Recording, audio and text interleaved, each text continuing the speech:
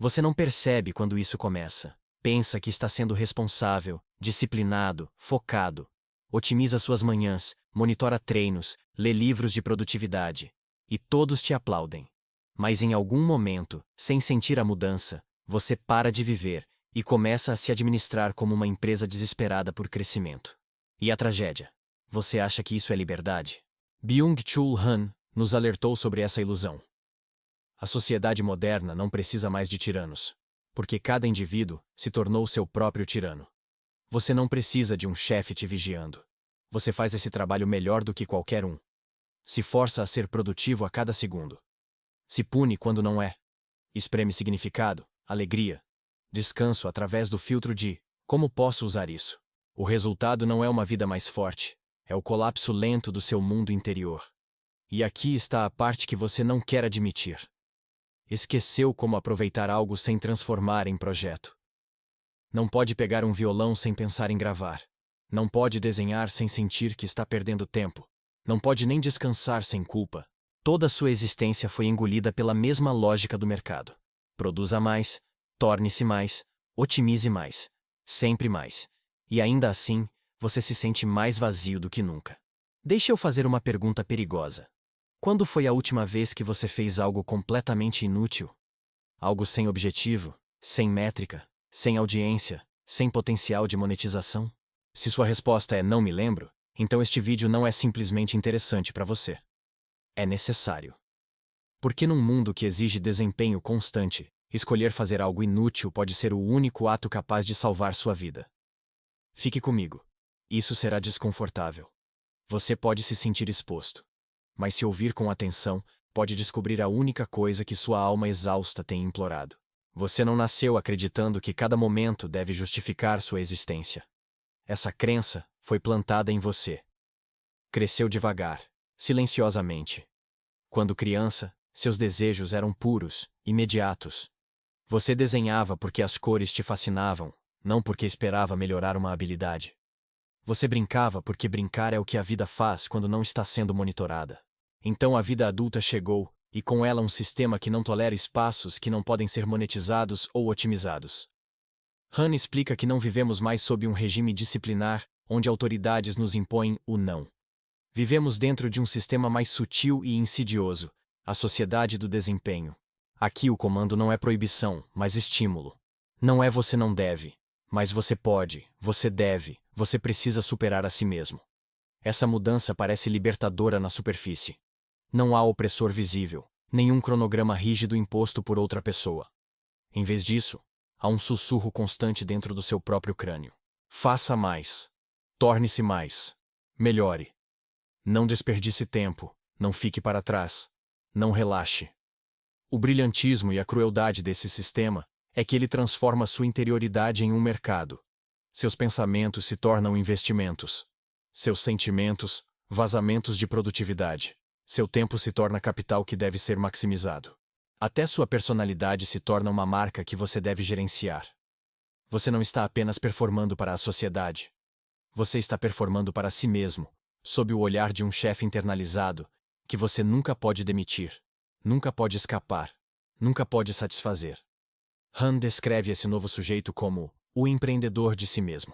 Uma pessoa que administra sua própria vida como se fosse um negócio em constante necessidade de crescimento. Você pensa que está agindo livremente, mas cada decisão é guiada pela pressão invisível de produzir valor. Valor para quem?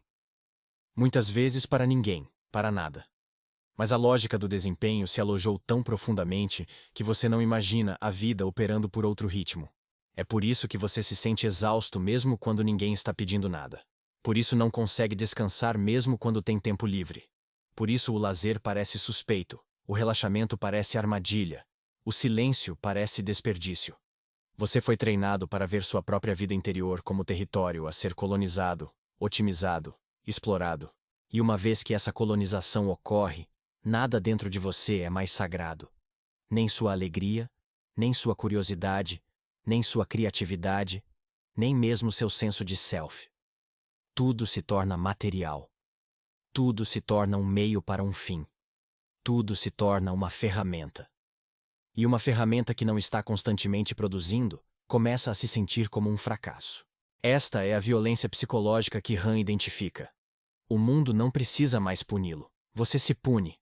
Você não precisa de controle externo. Você se controla. Você não precisa de um sistema forçando você a trabalhar. Você voluntariamente transforma sua vida inteira em trabalho.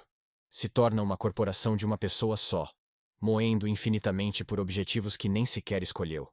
E a pior parte: essa colonização acontece silenciosamente, invisivelmente. Parece normal. Parece responsável. Parece a coisa certa a fazer. Mas lá no fundo, sua alma sabe melhor. Lá no fundo, algo em você lembra de uma maneira diferente de existir. Uma maneira que não doía. Uma maneira que não parecia correr no mesmo lugar enquanto chamava isso de progresso. Algo em você lembra de um tempo antes de você render sua vida interior à lógica do mercado. E essa memória, frágil, tênue, mas ainda viva, é a chave para reconquistar a si mesmo. Se este conteúdo está fazendo sentido para você, clique no botão de inscrever-se. Obrigado pelo seu apoio. Há um momento em toda a vida exausta quando a positividade se torna indistinguível da violência. Você não percebe no início. A cultura te diz que motivação é empoderadora, que impulso é nobre, que se forçar é sinal de força. Mas o que acontece quando o impulso nunca termina? Quando a demanda por mais se torna infinita? Quando sim, nós podemos, se transforma silenciosamente em: se você não consegue, você não é nada? Han argumenta que o excesso de positividade na vida moderna, essa mensagem constante de que toda barreira é superável, todo limite é negociável, toda fraqueza é corrigível, cria um ambiente psicológico onde o fracasso não é mais circunstancial. É existencial. Quando tudo é supostamente possível, a única explicação para sua exaustão é que você é o problema. Não o sistema, não as expectativas, você. E é aí que o colapso começa. A sociedade do desempenho não te quebra através da força. Ela te quebra através da sedução. Não precisa proibir nada. Só precisa sussurrar que você é capaz de mais. Ela transforma a ambição em obrigação, potencial em pressão, autoaperfeiçoamento em autopunição. Eventualmente, você internaliza uma única crença devastadora: se não estou constantemente conquistando, não mereço existir. Essa crença é porque sua mente se recusa a descansar, mesmo quando seu corpo implora. Porque deitar na cama parece irresponsável. Porque dar um passeio sem rastrear seus passos parece inútil. Porque ler ficção parece um luxo que você não pode se dar. Porque qualquer momento sem progresso visível parece um fracasso pessoal. O descanso deixa de ser uma necessidade humana e se torna uma fraqueza moral. O silêncio se torna suspeito. Não fazer nada se torna uma ameaça à sua identidade. Han chama isso de sobrecarga do self. Você não é esmagado por pressão externa. Você é esmagado pelo peso da pessoa que acha que deve se tornar. Seu impulso se torna sua prisão. Seus objetivos se tornam armas. Seu potencial se torna uma jaula. E porque o sujeito do desempenho é tanto mestre quanto escravo, você não pode se afastar do sistema. O sistema está dentro de você. Você carrega sua própria exaustão como um caracol carrega sua concha, inseparável, inescapável, autoconstruída. Você trabalha não porque alguém exige, mas porque não sabe quem você é sem o trabalho. É por isso que o burnout hoje parece tão pessoal. As pessoas não dizem apenas estou cansado. Elas dizem estou fracassando. Não sou suficiente. Há algo errado comigo. O burnout se torna uma ferida na alma, não na agenda. E a parte mais sombria: quanto mais exausto você fica, mais a mentalidade do desempenho aperta seu domínio. Você responde à sua depressão com ainda mais auto-otimização. Novos hábitos, novas rotinas, novos truques, novos objetivos. A mesma mentalidade que te quebrou é aquela para a qual você se volta em busca de cura. O que garante que a cura nunca chegue. Este é o colapso que Han nos alerta. Uma sociedade onde o indivíduo queima não porque o mundo exige demais, mas porque o self se tornou um projeto sem fim. Um campo de batalha onde você é simultaneamente o soldado, o general e o inimigo. Chega um ponto em que a única pergunta que vale a pena fazer é: e se o problema não for que você não está fazendo o suficiente? E se o problema for a crença de que você deve sempre estar fazendo algo? Até você confrontar essa crença, o colapso continua. Silenciosamente, invisivelmente. até se tornar total. Há uma forma de sofrimento que não se anuncia com dor, mas com desaparecimento. Não o desaparecimento de objetos ou oportunidades, mas algo muito mais íntimo: o desaparecimento do seu próprio mundo interior. Han descreve um fenômeno que a maioria das pessoas nunca percebe até ser quase irreversível: a erosão da capacidade contemplativa. Numa vida orientada ao desempenho, a contemplação não é apenas negligenciada, ela é patologizada.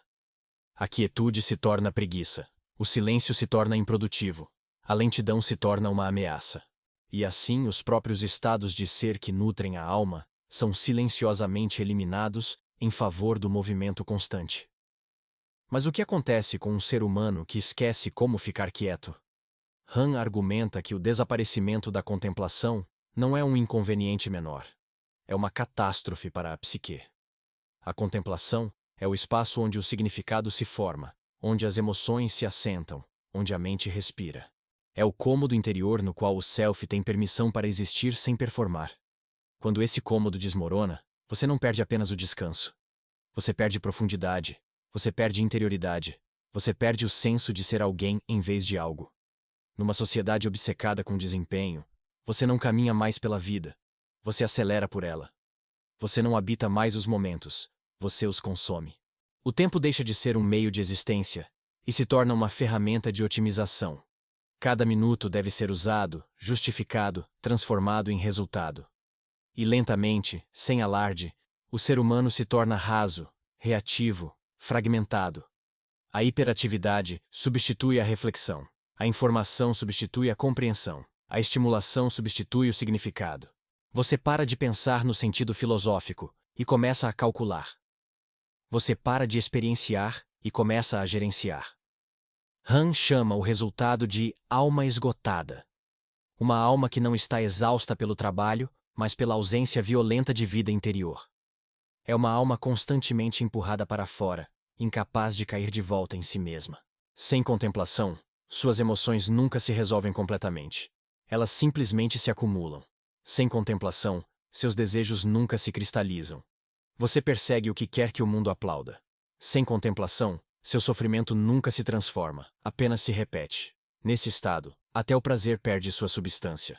Você pode maratonar entretenimento, colecionar experiências, fazer viagens, comprar coisas, mas nada penetra profundamente o suficiente para criar significado. Tudo desliza pela superfície da sua mente como água no vidro. É por isso que pessoas modernas se sentem vazias mesmo vivendo sua melhor vida. Não é porque lhes faltam experiências, é porque lhes falta o espaço interior, onde as experiências se tornam verdade. E é precisamente por isso que Han insiste que a dimensão contemplativa é essencial. Sem ela, você se torna uma criatura de pura exterioridade, um ser definido inteiramente por ações, produtividade, desempenho e métricas. Você se torna visível para o mundo, mas invisível para si mesmo. Você tem sucesso publicamente e fracassa privativamente. Você impressiona os outros e se sente oco quando está sozinho. Você se torna, nas palavras de Han, um animal laborante, incapaz de habitar. A ironia trágica é que a contemplação requer a própria coisa que a sociedade do desempenho mais teme: inutilidade. Momentos sem agenda, sem objetivo, sem resultado mensurável. Os tipos de momentos onde você não está tentando se melhorar, mas simplesmente permitindo-se existir. E é por isso que um hobby inútil não é trivial, é sagrado. Ele reconstrói o cômodo interior que o mundo demoliu. Ele restaura sua capacidade de respirar, de sentir, de imaginar, de ser. Ele te reconecta com a profundidade que você perdeu enquanto tentava se tornar uma versão mais eficiente de si mesmo. Não é lazer, é resgate, não é indulgência, é sobrevivência. E sem reclamar esse espaço de inutilidade sagrada, a destruição continua. Não ruidosamente, não dramaticamente, mas silenciosamente. Como uma alma lentamente sufocando em sua própria ausência. Se o que você está ouvindo ressoa com você, encontrará valor real nos meus e-books linkados no comentário fixado. Há uma razão pela qual o mundo faz você se sentir culpado por fazer algo que te traz alegria, mas não produz nada. Uma razão pela qual você se sente irresponsável quando pinta mal, ou toca música sem melhorar, ou passa uma tarde perdido em um quebra-cabeça que não avança nenhum objetivo. Você pensa que essa culpa é pessoal. Não é. É política. É cultural. É engenheirada. Um hobby inútil é perigoso para a sociedade do desempenho, porque não pode ser absorvido em sua lógica. Ele rejeita a produtividade. Ele rejeita a otimização. Ele rejeita a ideia de que seu valor está ligado ao resultado. Num mundo que quer que cada parte de você se torne capital, a única coisa que não pode ser monetizada se torna um ato de desafio. Hannah entendeu isso com clareza brutal. O sistema neoliberal não precisa controlar seu corpo se pode colonizar sua mente. E no momento em que você acredita que cada minuto deve ser justificado, no momento em que trata até sua alegria como um recurso a ser extraído, o sistema venceu. As correntes são internas, a aplicação é autodirigida. É por isso que um hobby inútil não é um passatempo. É uma interrupção. Ele rompe o circuito da autoexploração. Ele força a mente a entrar em um modo que o sistema te ensinou a evitar. O modo de ser em vez de fazer. Pense no que acontece quando você faz algo puramente por si mesmo. De repente não há audiência, não há métricas, não há curva de melhoria, não há retorno sobre investimento. E sem essas estruturas, algo antigo e quase esquecido desperta dentro de você. Presença. Quando você não está tentando transformar a atividade em outra coisa, você pode finalmente experienciá-la pelo que ela é. Seus sentidos retornam, sua atenção se aprofunda, sua interioridade se expande. O hobby inútil revela a extensão da sua colonização precisamente pelo quão desconfortável ele parece no início. Você se senta para desenhar e imediatamente ouve o sussurro. Isso é sem sentido. Você joga um videogame por prazer e sente a ansiedade. Eu poderia estar aprendendo algo útil. Você caminha sem rastrear seus passos e se sente perdido. Se não há métrica, qual é o ponto? Essa voz não é sua. É o supervisor internalizado sobre o qual Han nos alertou. O tirano que você se tornou para si mesmo. É por isso que o hobby inútil importa. Ele quebra essa voz. Ele interrompe o ciclo de autovigilância. Ele lembra à psique que a existência não precisa de justificação. E através desse lembrete, ele restaura algo que a sociedade do desempenho não pode tolerar: liberdade. Não a liberdade superficial de escolhas infinitas, mas a liberdade mais profunda de habitar um momento sem propósito. A liberdade de ser não medido. A liberdade de ser improdutivo. A liberdade de ser humano. Han insiste que a verdadeira liberdade não se encontra na capacidade de perseguir objetivos infinitos, mas na capacidade de sair completamente da lógica dos objetivos. Um hobby inútil é um dos últimos santuários restantes onde esse tipo de liberdade ainda é possível. Ele te retorna a si mesmo. Não o selfie que você performa para os outros. Não o selfie que você gerencia como uma marca. Mas o selfie quieto e privado que existia antes do mundo exigir que você se tornasse algo impressionante. Numa sociedade que quer transformá-lo em uma máquina eficiente, fazer algo inútil é rebelião. É uma recusa em deixar sua identidade ser consumida pela produtividade. É uma declaração de que sua vida pertence a você. Não ao mercado, não ao algoritmo, não à pressão infinita de se tornar mais. Um hobby inútil não é um hobby. É terapia. É resistência. É recuperação. É prova de que sua alma não foi completamente conquistada. Antes de redescobrir um hobby inútil, você deve confrontar uma verdade desconfortável. Você foi treinado para desconfiar de seus próprios impulsos. Todo desejo que não leva a melhoria, produtividade ou progresso foi silenciosamente descartado como infantil ou irresponsável. Então, quando eu te digo para reclamar algo inútil, não estou meramente dando uma sugestão de estilo de vida. Estou pedindo para você desmantelar uma estrutura psicológica que levou décadas para ser construída. Isso não é fácil, mas é necessário. Vamos começar com a pergunta mais simples e reveladora. O que você amava antes do mundo te convencer de que o amor deve ser conquistado? Se você olhar honestamente, notará que as atividades que te trouxeram mais alegria na infância raramente eram produtivas. Elas eram exploratórias, sensoriais, lúdicas. Você construía coisas que não serviam a nenhum propósito. Você imaginava mundos que não beneficiavam ninguém. Você passava horas fazendo algo simplesmente porque era bom estar dentro do fazer. Essa parte de você não está morta. Está enterrada. E sua primeira tarefa é a escavação. Escolha uma coisa, apenas uma, que você costumava amar sem justificativa. Não escolha algo em que você é bom. Não escolha algo que possa ser otimizado. Escolha algo que não faz sentido para ninguém, exceto para a criança que você já foi.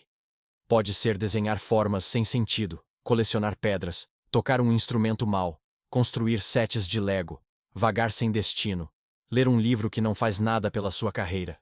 Escolha da atividade que parece a mais sem sentido. A alma sempre se esconde em lugares que o ego acha constrangedores. Uma vez que você escolha, você deve protegê-la. Um hobby inútil não pode sobreviver na natureza. A mentalidade do desempenho o colonizará instantaneamente. Han entendeu que o pensamento de desempenho é insidioso. Ele se infiltra em tudo, até no lazer. Então você deve traçar um limite. Não um limite suave. Um limite sagrado. Diga a si mesmo em voz alta se necessário. Isso nunca será monetizado. Isso nunca será otimizado.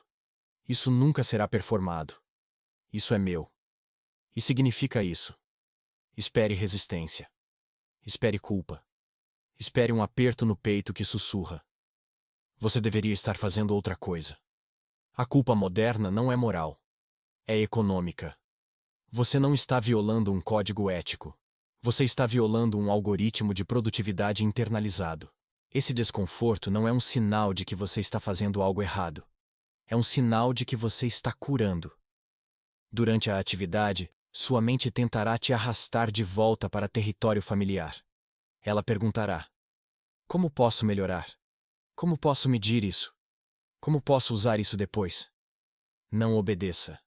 Retorne aos seus sentidos. Sinta o pincel contra o papel. Ouça o acorde desajeitado do instrumento. Toque o solo de uma planta que você não está tentando cultivar para resultados. Deixe a atividade ser um recipiente grande o suficiente para a imperfeição. Celebre sua mediocridade. É um dos últimos lugares restantes onde o mundo não tem reivindicação sobre você. Se você quer que essa prática te mude, você deve ritualizá-la. Humanos precisam de ritual porque o ritual ensina a mente onde um mundo termina e outro começa. Escolha uma pequena ação que sinalize sua transição do reino da produtividade para o reino do ser. Acender uma vela, fazer chá, tomar uma respiração que se estende mais do que você está acostumado. Sem ritual, você deslizará de volta para sua velocidade habitual. Com ritual, você cria um limiar que a psique aprende a reconhecer. E conforme as semanas passam, algo começará a mudar. Lentamente, silenciosamente. Do jeito que a aurora entra em um quarto antes de você perceber que a luz mudou. Você notará que sua ansiedade suaviza, que sua mente se torna menos hostil, que momentos se estendem novamente em vez de colapsar em um longo borrão de tarefas. Você sentirá algo que não sentiu em anos: espaço interior. Um hobby inútil não melhora sua vida da maneira que a sociedade define melhoria. Ele não te faz mais rico, mais rápido, mais inteligente ou mais produtivo. Ele te faz algo muito mais raro: inteiro. Ele te retorna ao ritmo da existência, em vez do ritmo do desempenho. Ele te reconecta com a verdade esquecida de que você não é uma máquina, não é uma marca, não é um projeto. Apenas uma pessoa com desejos que não tem valor econômico, e, portanto, tem valor humano infinito. E é por isso que essa prática não é indulgência, não é luxo, é resistência. Uma revolução silenciosa lutada não com slogans ou protestos, mas com momentos de ser sem desculpas. Quando você se engaja em um hobby inútil, você reclama algo que o capitalismo nunca pretendeu que você tocasse novamente: sua própria alma. Algo extraordinário acontece quando a mente tem permissão para fazer algo sem propósito. No início, a mudança é quase imperceptível, como um músculo despertando após décadas de desuso. Mas com o tempo, a mudança se torna inegável. Sua psique começa a se reorganizar em torno de uma lógica diferente, um ritmo diferente, uma compreensão diferente do que significa existir. Han argumenta que a psique moderna não está colapsando porque é fraca, mas porque está superestimulada e superexposta. Num mundo onde cada momento é invadido por demandas de atenção, desempenho, reação e autoaperfeiçoamento, a mente fica presa em um estado permanente de aceleração. Ela não pode descer em si mesma. Ela não pode sintetizar experiência. Ela não pode se regenerar, ela apenas acumula. E acumulação sem integração produz não sabedoria, mas exaustão. Um hobby inútil rompe esse ciclo porque introduz algo que a sociedade do desempenho não pode tolerar. Tempo não teleológico. Tempo que não aponta para um objetivo. Tempo que é vivido em vez de usado. Esse tipo de tempo é raro. É sagrado. E quando você o pratica, a mente começa a curar de maneiras que a produtividade nunca pode oferecer. A primeira mudança é neurológica. Quando você faz algo sem pressão, o cérebro sai do modo de ameaça.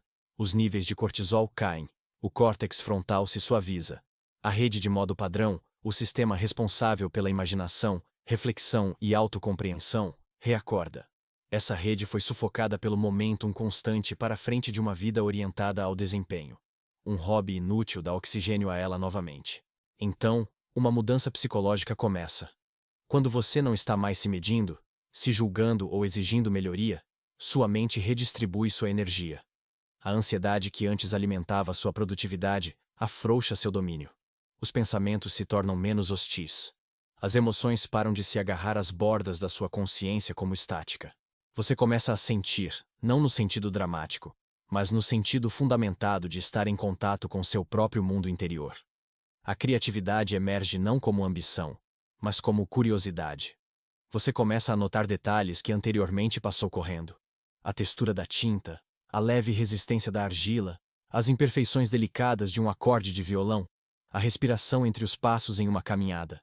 Essa profundidade de atenção é a semente da contemplação, a própria faculdade que o burnout destrói. Com o tempo, algo ainda mais profundo acontece. Seu senso de self se recalibra. Quando você se engaja em uma atividade sem propósito, você encontra uma versão de si mesmo que não é definida por conquistas. Você conhece uma identidade mais silenciosa, que não precisa de justificação. Essa identidade é mais suave, mais profunda, mais verdadeira. É a parte de você que existia antes do mundo te ensinar a performar. E quando você se reconecta com essa parte, toda a sua orientação em relação à vida começa a mudar. De repente, a produtividade para de ser a medida do seu valor. Você começa a ver seus objetivos pelo que eles são. Escolhas, não obrigações. Você começa a resistir pressões que antes pareciam inevitáveis. Você começa a dizer não para demandas que costumavam te drenar. Você se sente menos controlado por expectativas externas, menos consumido pelo medo de ficar para trás, menos escravizado pela imagem da pessoa que acha que deve se tornar.